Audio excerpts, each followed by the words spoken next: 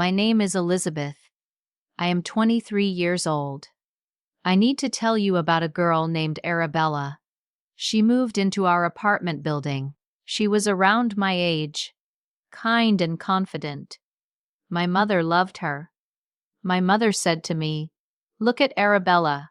She's so responsible, so organized. You should learn something from her. Try to be more like her." I rolled my eyes at first, but after a while it began to bother me. I didn't dislike Arabella. I didn't even know her that well. But hearing her name all the time made me angry. It had been 3 months since Arabella moved in. One afternoon, my mother said Arabella's boyfriend had proposed.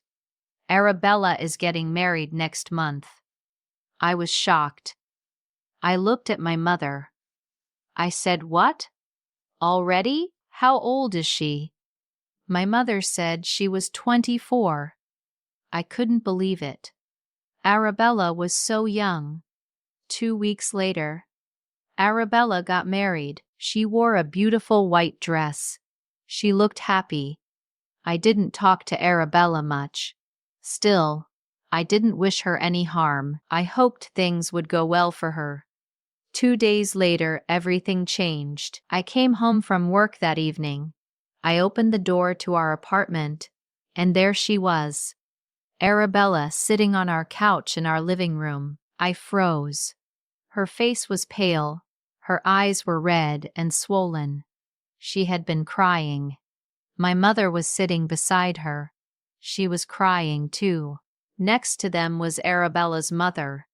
She was holding my mother's hand. People from the building began to gather. The word had spread quickly. The bride had come back on the 3rd day of her marriage. My mother looked up and saw me. Her eyes were full of tears. She said, "Go to your room." I nodded. I didn't ask any questions. I just turned and walked down the hall. Everyone wanted to know what had happened. Everyone had advice. They tried to talk to Arabella. They told her what she should have done, what she shouldn't have done, what was right, what was wrong, but no one told me anything. Maybe they thought I was too young. Maybe they thought I wouldn't understand. So I stayed quiet. Then one evening I heard my parents talking. I was in my room. The door was slightly open. My mother was talking to my father. She said, "Tomorrow you need to go to Arabella's in-laws. Talk to them. Ask them to take her back. Mistakes happen. There has to be some kind of solution. Marriages don't just end like this." My father agreed. He said he would go. The next morning, they left. I stayed home. Arabella was upstairs with her brother. I didn't have the courage to go up there. I didn't have the courage to ask her what had happened. So I stayed downstairs waiting, praying that they would come back with good news. They returned in the evening. I was sitting on the couch when the door opened. I looked up. Arabella's mother was holding a white bedsheet in her hands. Her face was full of anger. She yelled at Arabella. She screamed at her. And then she said something I will never forget. She said, "It would have been better if girls like Arabella were never born. I should never have had a daughter. It would have been better if you had died with your father." My heart stopped. I couldn't believe what I was hearing. My mother looked at me and said, "Take Arabella upstairs." I nodded. I stood up and walked over to Arabella. I gently took her by the arm and led her toward the stairs. I still didn't know what had caused all of this. No one had told me.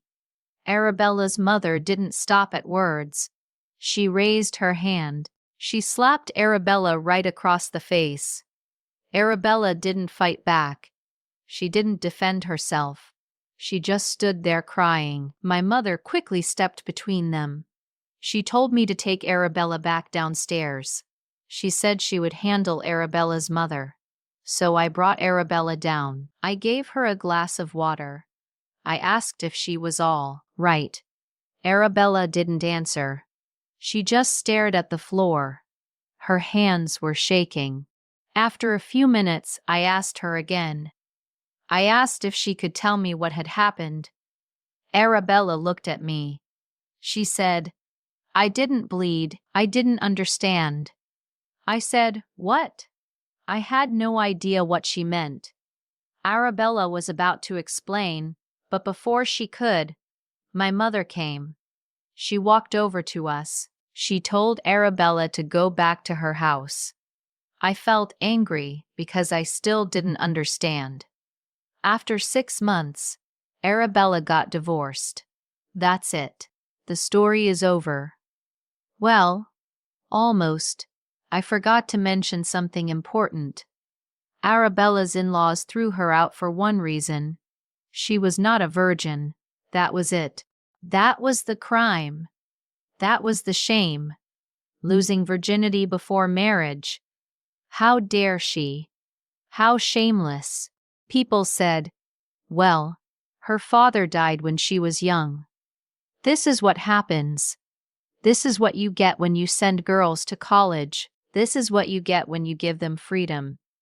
Even here in America, there are still countless ways people judge whether you are pure or not. In some areas, the white bed sheet test still exists. If you don't bleed on your wedding night, you fail. You don't get your approval. You don't get your validation. You are labeled. You are shamed. You are sent away. But the question was never whether Arabella was a virgin or not. The real question was whether she was pure. And who gets to decide that? Society. Always society. You know, our whole lives we try to be good. Good daughter, good sister, good wife, good friend, good lover. But we forget that relationships come and go. People come and go. But first, we have to be good humans.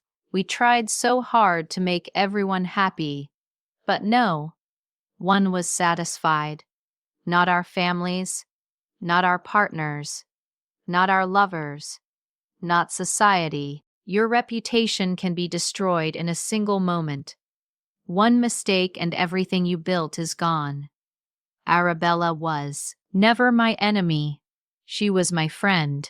She taught me that someone's opinion can never define your character.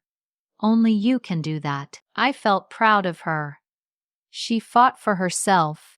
There are many medical reasons why women don't bleed on their first night. And none of them have anything to do with who a woman really is. So before you judge, maybe take a moment and learn the truth. If you liked this story, please like, comment, share, and subscribe.